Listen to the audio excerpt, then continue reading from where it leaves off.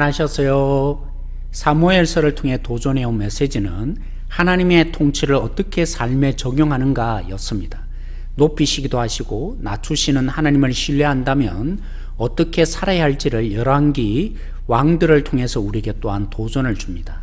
지난 한 주간 솔로몬이 다윗을 이은 왕이 된 이후 공의를 시행하라는 아버지 다윗 왕의 유언을 따라 철저히 공의를 시행하는 것이 수요일부터 금요일까지 본문이었습니다.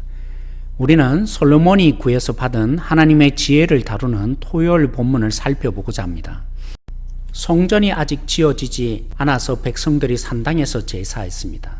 우리나라의 무당처럼 신은 보통 높은 곳에서 임재한다는 생각을 대체로 하는 것 같습니다. 근데 조금 구분할 필요가 있습니다. 산당이 우상을 숭배하는 장소라는 일반적인 개념이지만 오늘 본문에 따르면 하나님을 예비하기 위해 마련된 높은 장소입니다. 3절에 백성만이 아니라 솔로몬도 산당에서 예배했다는 표현은 하나님이 주신 설계대로 성막을 지을 때 감독했던 부사렐과 오홀리압을 생각나게 합니다. 오늘 본문의 주제가 지혜와 관련되어 있기 때문입니다. 부사렐과 오홀리압은 하나님의 명하신 대로 성막을 완성할 수 있도록 하나님이 그들에게 지혜와 총명을 부어주셨습니다. 솔로몬이 기브아에서 1000번째 제사를 드렸을 때였습니다. 하나님이 솔로몬에게 꿈으로 나타나셨습니다. 내가 무엇을 줄까 구하는 하나님의 말씀에 솔로몬은 먼저 아버지와 자신에게 베푼 하나님의 은혜를 언급합니다. 그러면서 자신의 어떠한 처지인지를 먼저 말합니다. 자신은 아이이기 때문에 출입할 줄 모른다라고 합니다. 출입할 줄 모른다는 말은 왕으로 다스릴 능력이 없다는 완곡한 표현입니다. 그 다음 절인 8절에서 9절에 보면 더 분명히 드러나는데 백성의 수는 엄청납니다. 그러나 이 백성들을 재판할 능력이 자신에게는 없습니다. 누가 말이 맞는지 누가 속이는지 판가름할 능력이 자신에게 없다는 것입니다. 그래서 듣는 마음을 달라고 합니다. 11절에도 하나님도 표현하시는데 솔로몬이 구한 지혜는 송사를 듣고 분별할 지혜였습니다. 자신이 누구인지를 알고 상황이 어떠한지를 헤아리는 것도 쉽지 않습니다. 그런데 솔로몬은 자신이 누구인지를 이미 알고 있고 상황이 어떠한지도 헤아리는 지혜는 있었습니다. 그래서 다윗은 죽기 전에 솔로몬을 향해 지혜가 있다고 2번이나 언급했습니다. 하지만 다윗이 기대하는 대로 하나님의 공의를 시행하기 위해서는 하나님의 지혜가 필요했습니다.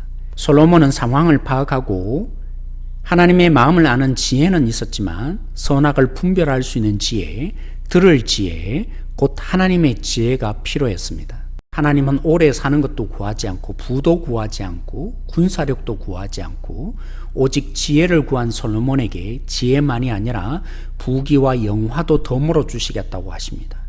솔로몬이 구한 지혜로 인해 솔로몬은 전무후무한 지혜자가 됩니다.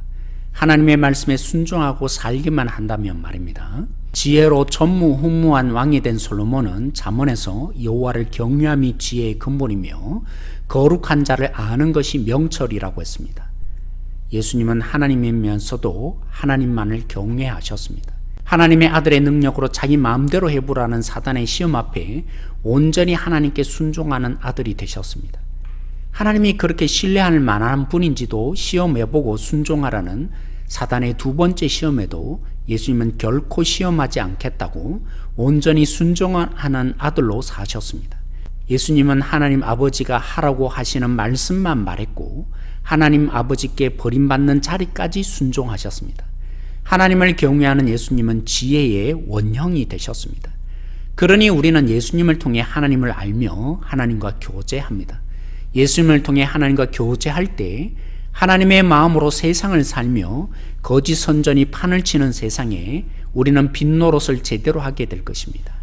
아무리 성경을 연구하고 말씀대로 살고자 했던 니고데모라 할지라도 바람을 통해 하늘의 진리를 말씀하시는 이 거듭남의 비밀을 깨닫지 못했습니다.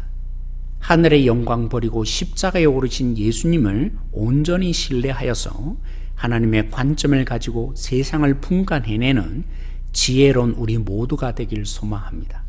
평안하세요.